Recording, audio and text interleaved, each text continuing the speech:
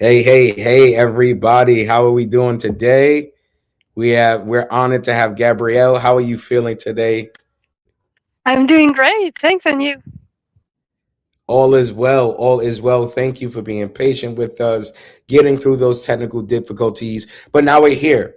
And shout out to Jamaica for sticking with us and helping us get through that and that amazing intro that was created by our founder, Matt Mitchell. So can we get a round of applause for Matt Mitchell, please, when the sound effects get going? See, now we're ready to rock and roll. Everyone, thank you. We are back for another live community session for Crypto Harlem. And this evening we have Gabrielle, and please forgive me, Botbol. Please correct me. Yes. No, that's perfect. Botbol. Yes. Awesome. Awesome. And Gabrielle is an award winning pen tester and AI Red team member with a background protecting North America's largest financial institutions where vulnerabilities carry multi million-dollar stakes. She now serves as a global consultant specializing in AI, mobile, and API security. I think we should and really need to celebrate a world-class educator, speaker at DEFCON, Black Hat, and RSAC. Gabrielle bridges the gap between complex technical exploitation and global advocacy. Recognized as Canada's top 20 women in cybersecurity and Women Hacker of the Year. Woo! She sits on the prestigious advisory board shaping the future of tech education and offensive security. Gabrielle, it is an honor to be in community with you this evening. Thank you. Thank you for having me. I'm very happy to join you. Yes. So let's jump right in it, right? So I had a chance to spend some time on your amazing website, and I want to talk about your transition from dramatic arts to cybersecurity. It's really unique. What inspired that shift, and how does it influence your work and the way that you show up today? So I think that what really drew me to cybersecurity was the combination of my sense of justice and my passion for technology. So I grew up in France, which is a country that carries beautiful values because it has on its banner liberté, égalité, fraternité, which translate to liberty, equality, and fraternity. Mm, And even though in real life there's still a lot of work to be done, that doesn't take away the fact that I was raised in this philosophy of progress and reason, and this idea that we can build a better society together. mhm. And so when I entered the cybersecurity world, I I quickly realized that the culture tech was built on what it was built on. It was deeply rooted in cyberpunk, and Mm, philosophically, that kind of created a real intellectual conflict for me, because on one hand you have these ideals of liberty and progress and promising hope for a better tomorrow, yeah. and on the other hand you have cyberpunk, which is essentially painting a picture of like the end of the world. Mhm. So what drives my work today is kind of really about bringing more solar punk into our field, like Yeah. shifting the narrative from dystopia to a future that we want with innovation and with optimism in mind. I love that. I love that. Yes, I do think that now is a very special time, although heavy, right? Like we're living in a heavy world. We're seeing we're seeing technology and administrations, right? Target humans and target communities in a way like never before. And I want to definitely dive into like the more humane approach on how you've been able to communicate these complex issues to people. But want to ask, like, with your experience protecting major financial institutions, I could imagine you're a superhero to them. But like, what are some of the common vulnerabilities you see that people may not expect in in their security infrastructure? Um, I think one that really catches people off guard is how much social engineering is still at the heart of it. So people tend to imagine that cyber attack as something that is very, very technical, like someone hacking into a system with a line of codes. But in reality, one of the most common vulnerabilities is simply like someone calling you, like the phone ringing. You get a call from someone like claiming to be from your bank, and so they all sound professional, and they already have some of your information, and they create this sense of urgency. And they sometimes they're going to tell you there's some suspicious activity on your account, and we need to verify your identity right now. And so in that moment of panic, we're kind of tempted to hand over our credentials without even thinking twice, because we have the pressure, we have the urgency, so it's kind of hard to not do this at that moment. And so what's surprising to most people is that the attacker doesn't need to break through any firewall. They just need you to open the door.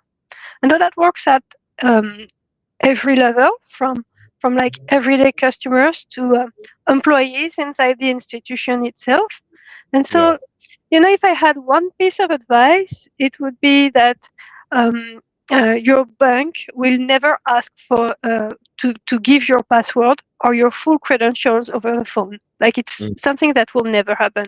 And also something that works in this context, but in also a lot of other contexts, is when something feels urgent, when something feels stressful, that's usually by design. So you have to hang up and you have to call your bank at the number you usually use, the one you know, and the one you usually use, because it's like if it feels stressful and urgent, it waited all that time, so it can't wait 5 minutes more, the time Yeah. you're going to take to call your bank.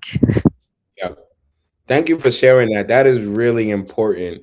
That's something that, in my experience in the New York City area, we've seen a lot of our vulnerable populations be tricked into this urgency, right? So a lot of our elders, or maybe even young people who are using tablets and purchasing things and having conversations via streams or chat, and people are asking and requesting information, I think is really important for us to do the due diligence. Yes, take that extra step, because that is something that can help us, right? Making sure that we're being mindful of the urgency, being mindful of, like, okay, this is out of the pattern that I usually engage with this institution with. Let me call, let me do the due diligence. And I like that you raised that, because that's one of many. And with AI happening right now, we're in midterms. We've seen a lot of deep fakes over, when it comes to the election, and voter suppression 2.0, what it seems like. What do you think in this current day and age that more people should be paying attention to when it comes to AI and some of these deep fakes? Well, there are a few things. So the first one is what I would call blind trust in AI. So we're seeing that organizations are going to give systems uh, to give the AI access to their systems, and so it's going to be access to the infrastructure, and they're not going to be setting up the access controls or the permissions, or some implement some guardrails. So that's really, really a big risk. And at the same time, we have people placing enormous trust in AI, like in AI generated content and in predictions, without questioning them. There was actually a recent study by the Collective Intelligence Project, and it's called How the World Lives with AI, and it's been done across 70 countries. And one of the striking findings was that when people were asked to what extent do you trust this to act in your best interest, AI came in third. So it was right after family doctors and public research institutions. So third is Wow. like it's wow, it's really like crazy.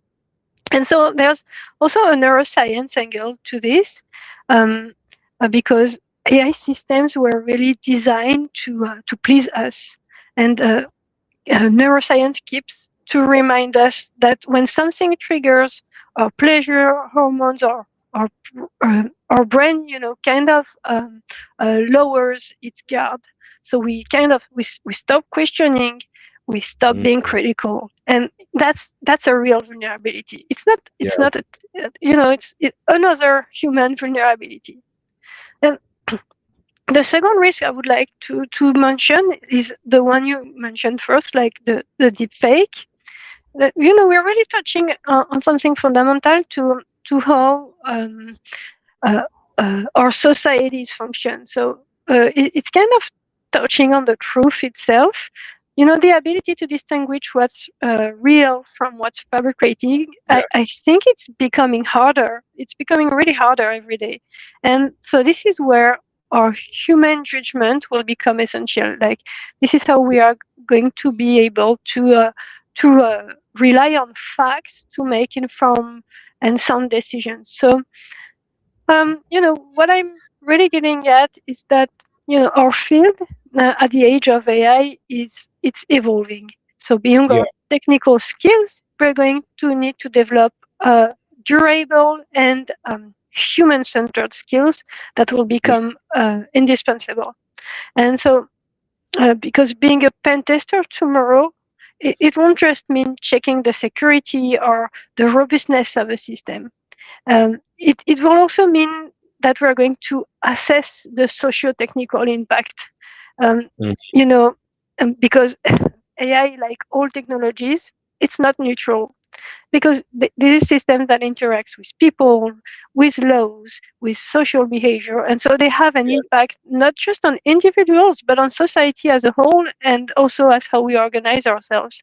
So we're going. I think we're really going to see a shift in our work, and I hope also that we're going to be able to see how biased the AI is, and to correct this, because you know when the algorithms were already biased, and we yeah. were not able, well, like, we did not do anything about it. And so I really hope that uh, with all the risk that AI is bringing, we will also have the opportunity to shift this and make sure that it's not as biased as algorithms were, if not Yes, even thank you.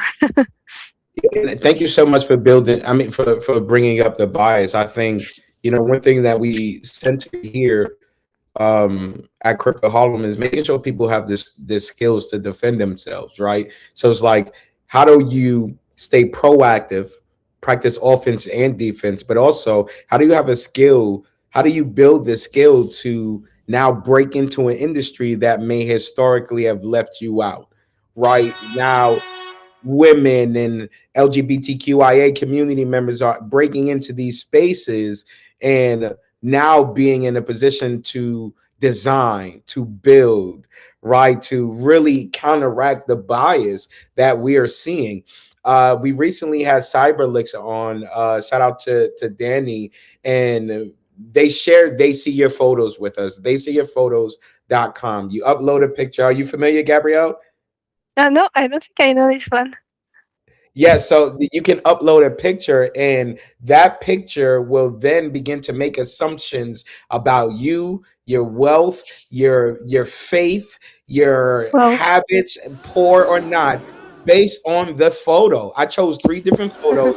We got three different reports, right? Because sometimes I wore jewelry, so they knew what to market to me. They created a quick profile, and some of it hurt my feelings. I'm like, hey man, this is like this is not okay, right? But one thing that we're seeing is that when it comes to tools that are really used to surveil marginalized communities and people, where do you see the most dangerous blind spots in AI models that are being secured and or audited through the work that you're doing or your peers?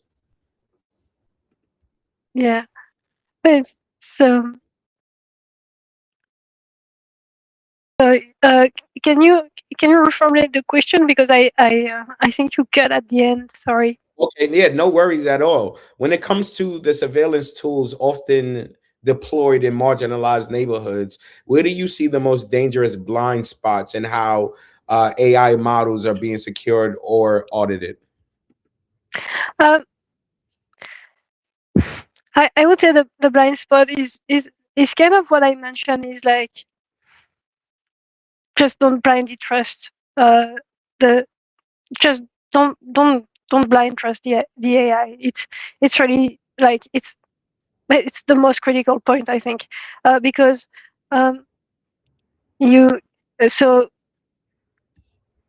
always double check, keep your critical thinking, and make sure like everything you do is checked and rechecked. And you know what I realized also is that um, uh, when you use AI, you have to be good at what you do. Like, for example, if you're a pen tester, you have to be a good pen tester to be able to prompt AI to help you in your work, because it's not gonna work if you don't know anything about um, the the job you're doing. So, and recently I made a workshop with students, and I told them to vibe code an application, and then we I wanted them to pen test the application they vibe coded. And it was really interesting because this really made me realize that if you are not uh, properly prompting the AI to build the website you want and to Hmm. build like the application you want, you're going to miss a lot of things. Like it's never going, like it's not able to replace a developer, because you will have a lot of uh, you have to be to add a lot of prompts to have exactly what you want. And if you don't give security features, like if you don't mention it, like uh, an example is that if you just say, give me a platform to do this, you will have the platform, but you will also have people having admin rights, same as people having user rights. Like, there won't be a definite rules. So this is already a big vulnerability in the terms of business impact. And it's so, Yeah. you have really to also work on being good at prompting, and on always questioning the result that you see on the screen, because uh, um, you can miss a lot of things, and it doesn't take away the fact that you have to make a strong architecture to build something like this. Yeah. No, thank you so much. Like, yes, please, please, please, please. Like, AI is a tool. It's not the end all be all. I do believe like using these tools to build now is I try to draw a parallel to like when www was launched and how so many marginalized communities just became consumers. And even after years being left behind in that digital gap and then becoming consumers, we're kind of seeing that today again with AI. Like, even if you have the free version, there's somebody that has the $200 version that is building in light years ahead of you asking chat to rewrite an email for you. So Mm. definitely learn how to write the prompts, be technical. And I've seen that from more and more like technical folk, very detailed prompts to not just solve the problem because we know it can hallucinate, but help me get to it, help me get Mm. to the root, help me see it differently and think differently. I think that's amazing.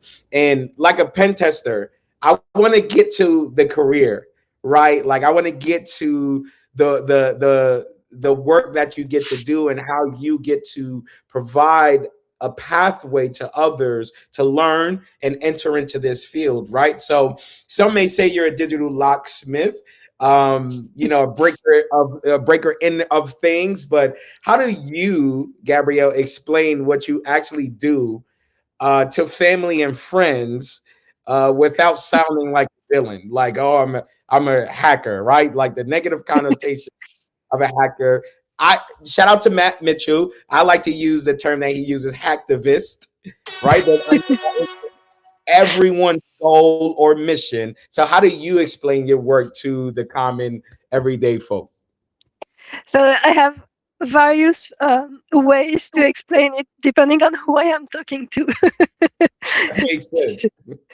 So what I would what I would usually do is like if I have someone who wants uh, to know how technology is, and so if it's someone who is not really familiar with cybersecurity, I will really just explain that my work is to uh, be proactive and um put myself in the skin of a cyber criminal and find vulnerabilities for companies that are paying me to do this before the real cyber criminals do this.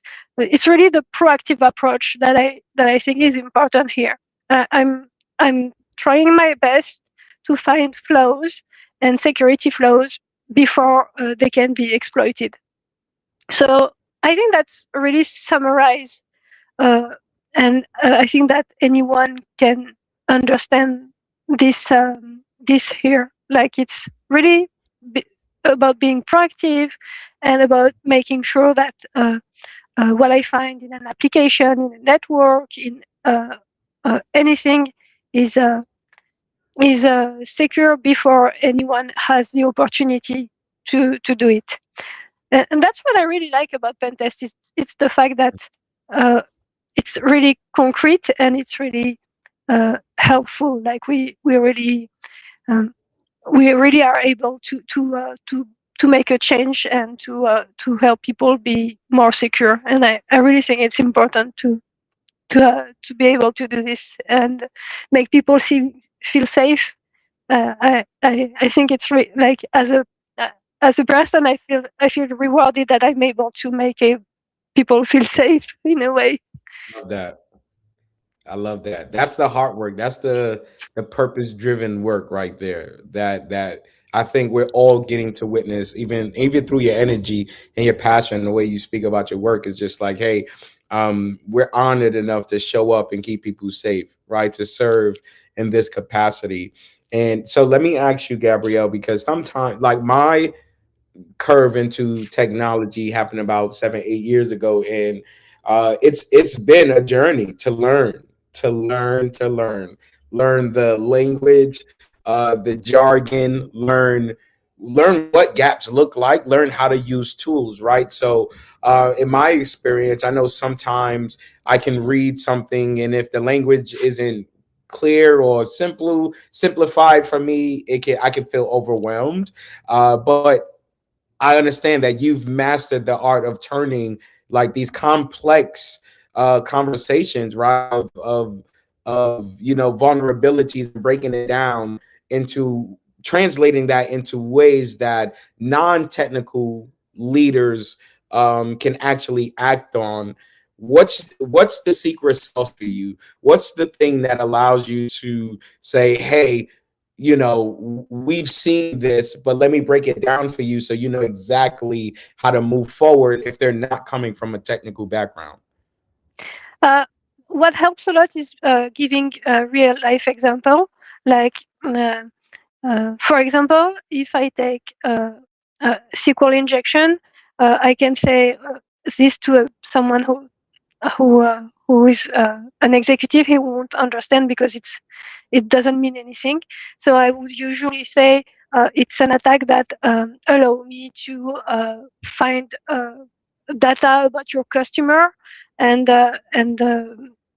find, for example, a social security number Mm, that were stored in your application.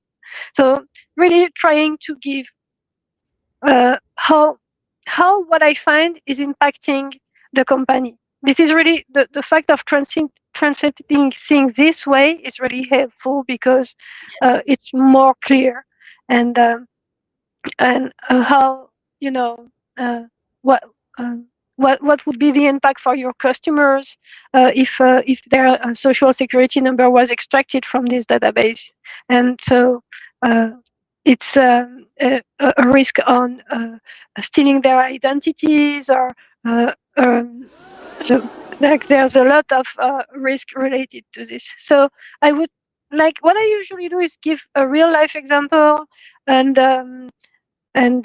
I always try to have a holistic point of view, because I feel like it's really helpful to see a problem in different angles.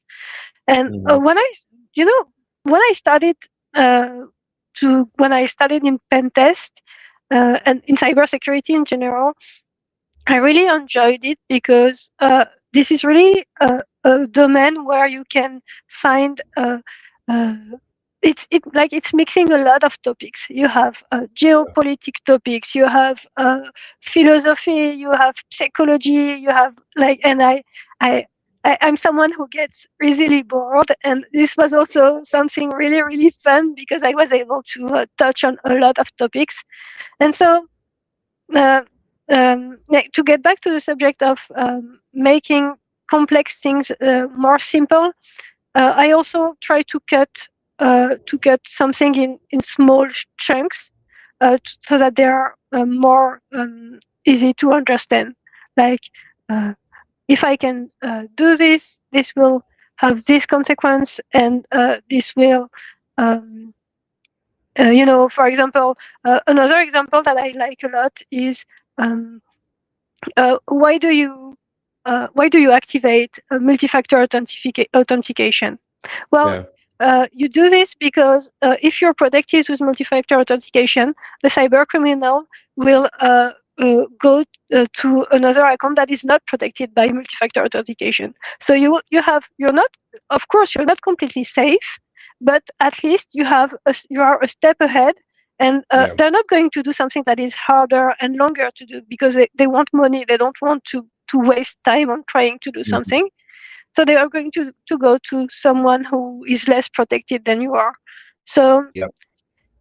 explaining, like, it's like having a door with a lot of locks and a lot of protections, and your neighbor, he only has his window is open and his doors are open. So, well, I will just go to the neighbor because Yeah. it's open.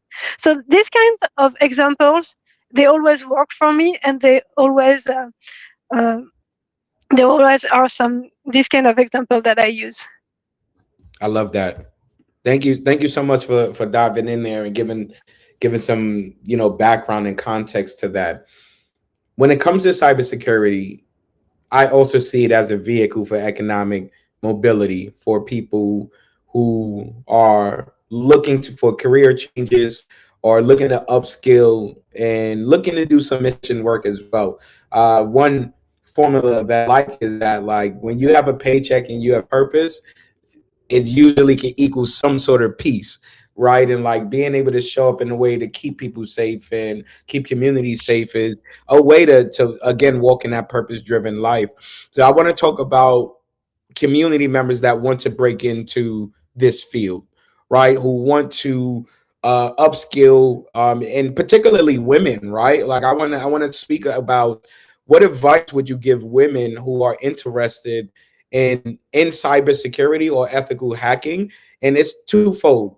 I'll ask that question, and then my second question is, um, what mindset, right? I think what mindset is helpful for people who want to get into cybersecurity for them to start teaching themselves. I know that you speak a little bit about apprentice, right? So like how can they adapt that mindset to be lifelong students as they continue to grow? Technology changes every day.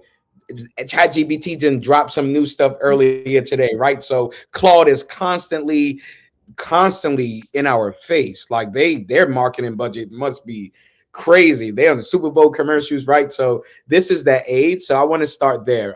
What advice would you give women, and like how do they adapt the mentality to say, hey, no matter what obstacles come my way, I will remain committed to learning? Yes. So first, I would say, don't be intimidated. It can be really, really intimidating. So just uh, don't be. And cybersecurity is really exciting, and it's always evolving. Like, as you said, we have ChatGPT coming, we have Cloud, we have new features on this, new features on that. And so when you're starting out, it does feel overwhelming, especially when you see, the so-called gurus, or the, people who knows everything in the space. But, nobody knows everything. It's not true. It's impossible. So, don't let that stop you. And so my my first piece of practical advice would be to specialize. Don't try to be a generalist. Find the subdomain that really excites you, something that makes you curious, something that you want to dig deeper into. And second, I say learn how to leverage AI as a tool in your work, because it's going to become essential. And if you know how to use it effectively, it will definitely set you apart from the crowd. And also build things, create projects, contribute to open source projects, participate in CTF, get involved in communities. This is really important, if also because certifications, it's a big thing in this industry, and they aren't always financially accessible. So Yeah. they're expensive. Honestly, it's really expensive. But the beauty of cybersecurity is that your work can speak for itself. So a strong project portfolio can break through HR, and you can also get you noticed by the community, because this is being seen by the community is something that will open doors to you that you probably won't have this in a resume. So I think that's it. Yeah, I hope about the mindset. I would say the mindset is to be curious. To don't if you find a topic that you want to study, cut it in multiple pieces, and because otherwise it's going to be too much. So choose a topic and go deeper into it, and at some point you will build knowledge over knowledge over knowledge. So it's going to be really helpful.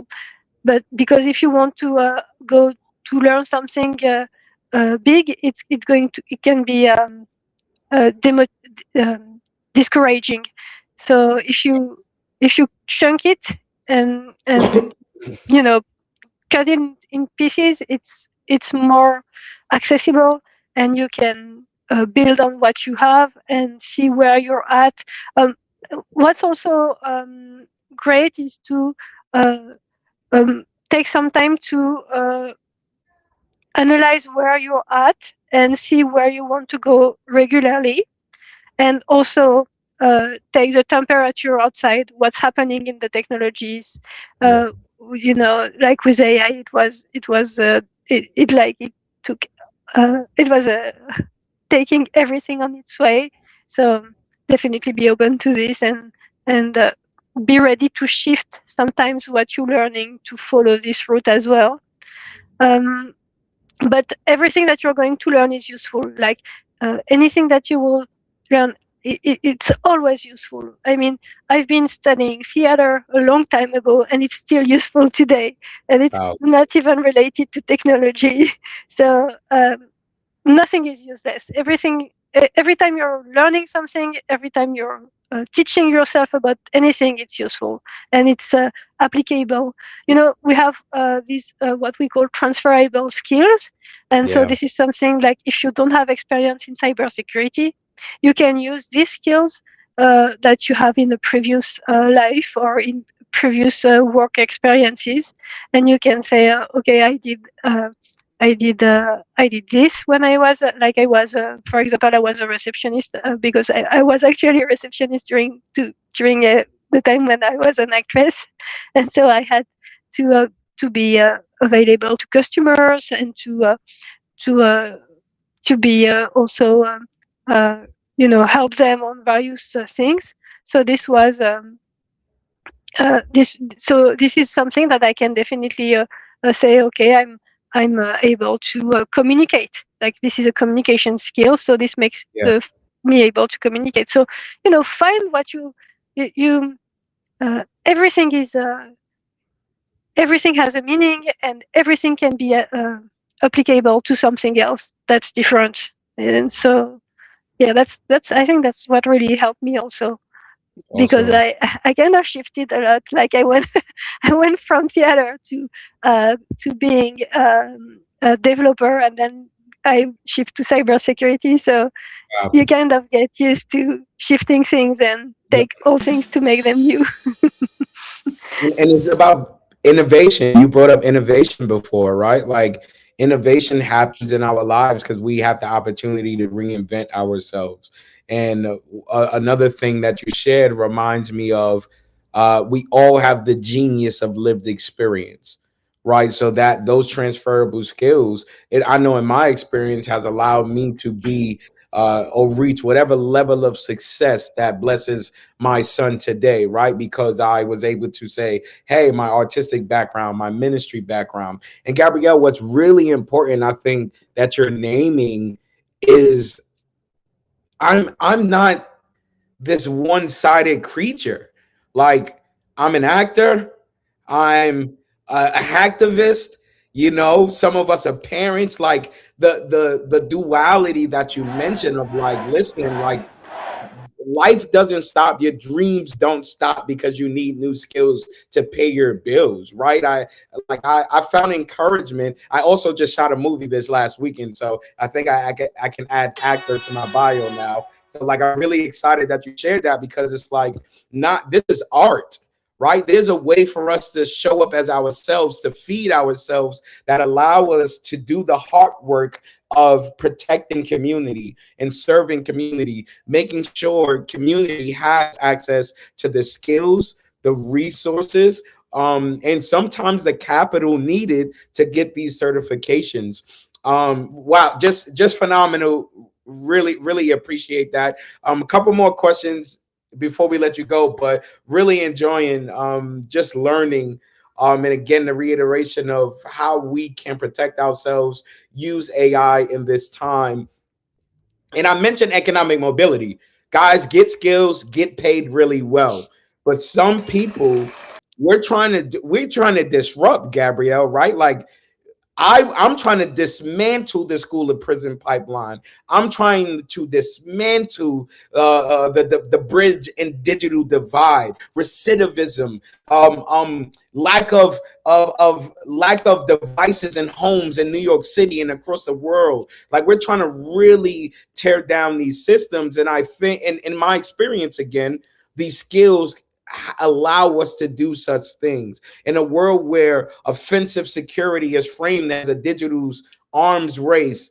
My question is, how can we continue to use these skills as a tool for de-escalation and protection for vulnerable communities, and not just winning the technical battle or getting golden handcuffs?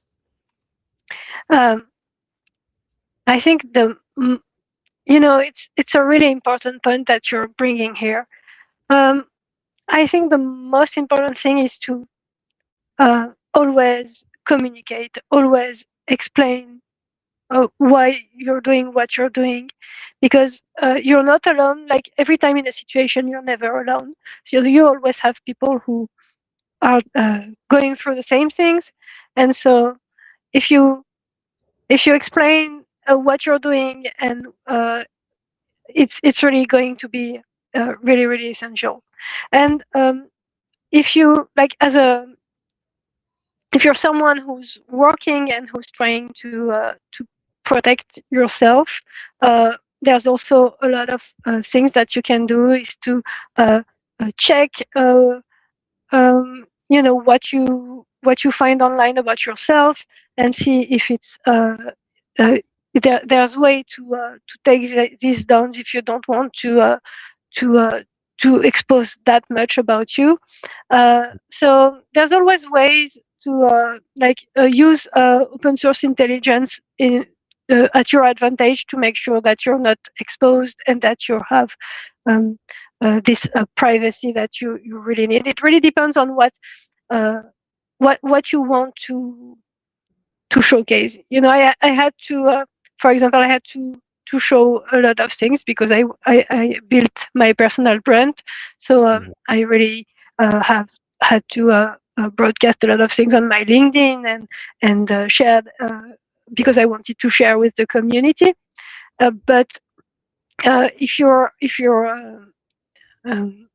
if you're someone who wants to be more discreet, there's also ways, and there's always uh, you will have tools to be able to remove yourself from places where you don't want to be seen. So that there's always possibilities, and the tool here is to use open source intelligence. It's really really helpful to find out what's circulating about you online, and how to where to check and where to see. And also, uh, it's if we want to stay safe, also there's also the possibility of not always like you mentioned kids before. Like, it's really important as a parent not to share pictures of your kids online. I would say it's let them be their decision later if they want to share their pictures. But yeah, maybe be careful about this as well. um yeah, that would be something like I would say. I was gonna ask you to leave us with one takeaway, and I think that is a very strong one. I know a lot of us parents, and I have a 3-year old. We want to showcase our children to the world. We want to share, but I do think we are opening up to a level of vulnerability on the internet that we just simply have no control over, right? Yeah.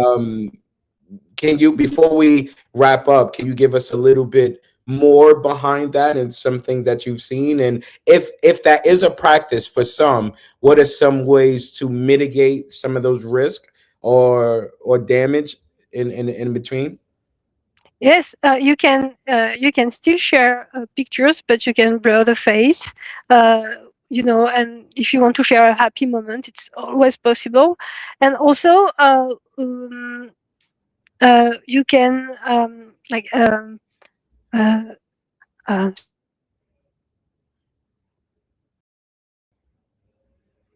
um, that what I think is important here is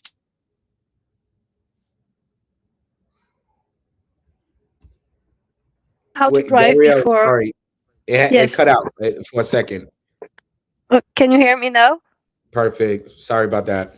Oh, no worries. So, we have a driver license, and we are like we learn how to drive, and I think it's important also to teach our kids how to surf on the internet, kind Mm, of the way like we learn how to drive. Like uh, um, if you explain to them uh, that like when you put something out there, it's very hard after to take it away. It's possible, but it's hard. So it's getting more and more. It's getting better, and that's reassuring. yeah. But it's still hard to take it away. So uh, uh, if you explain the consequences, and if you explain how it works, kids are always able to understand this, and so it's always great. And if you want to share, also still share picture of your kids, it's possible, but blur the faces or uh, change things, so this way you can still share happy moments that you want to share on social media, but you are also protecting your kids, and making sure that it's always stay safe, and that it's not taken away, because um, it can be used for purposes that you don't want to happen. I hope Yes. it Thank makes you. sense. It's a little confused. I'm sorry. Oh no, no, that was spot on, and like, it definitely came through clear. Again, I think it's very important for us to figure out ways to keep our family and safe, and I believe now more than ever, families should be having conversations around the internet and social media, especially on the psychological effect that it's having on young people, and it's leading to and got more depression and more suicidal ideations, and Yeah. also violence. I know, particularly Black and Brown youth, violence has been coordinated via social media. People have been arrested because of posting things on social media, but they shouldn't have been doing those things anyway, right? But I think the internet has turned into this wild playground, this wild west for every generation. And we all need to be mindful of what we post, but also what we receive. Be mindful of the email. Like, I know I have two-way authentication on my Instagram, but I got an email yesterday saying, "Oh, here's your password change." I'm like, nah, because you're supposed to send me a code to my WhatsApp. Got you, right? So it's small things like that that I'm noticing happening more and more. Easy passes texting me. Why? They don't have my number and I'm not past due. It goes all through my email. So it's like I'm noticing a lot more scams coming through Mm. these days now more than ever. And we really have to stay vigilant against these things. Guys, tonight we had the award-winning Woman of the Year, Hacker of the Year, Gabrielle, on tonight's live stream. Can we make some noise for her, please? Phenomenal, phenomenal. And now I think I'm gonna have to nudge some of our common friends and get a trip to your side of the world, so that we can experience the culture. But I wanted to say thank you for being flexible and with us as we scheduled, and thank you for sharing just a small piece of your journey and your wisdom with us this evening. The whole point of these conversations is to connect people, connect experts to the community, or connect the community to the experts, to understand that this stuff is not beyond our reach. This is not something that we should be afraid of, cybersecurity, AI, but in fact, have these conversations to let people know it is possible. Step by step, change your mind, change your mentality, upskill, use your lived experience. If you're a creative, this is for you. If you are, coming looking for a new career path, this is for you. So as we wrap, I'm gonna ask just one real quick 30 seconds. What's one piece of advice you want to leave with the people, the Crypto Harlem community this evening, Gabrielle? um, be bold, and um, if you if you can't reach the moon, you always end up on stars. So Talk. aim for the moon, and at least you'll get to a star. Aim for the moon, y'all. Aim for the moon. Gabrielle, much, family. We really appreciate you. We're looking forward to staying in community, staying connected, and working on some projects. I'll be reaching out to you. We love your feedback and your support as we continue the journey as Crypto Harlem and show up in a way to bridge the gap for marginalized folks so that we can see more people breaking into this field, but also a safer world where digital privacy is actually accessible to all of us and not just some. So appreciate you again, family. Thank you so much for joining us this evening.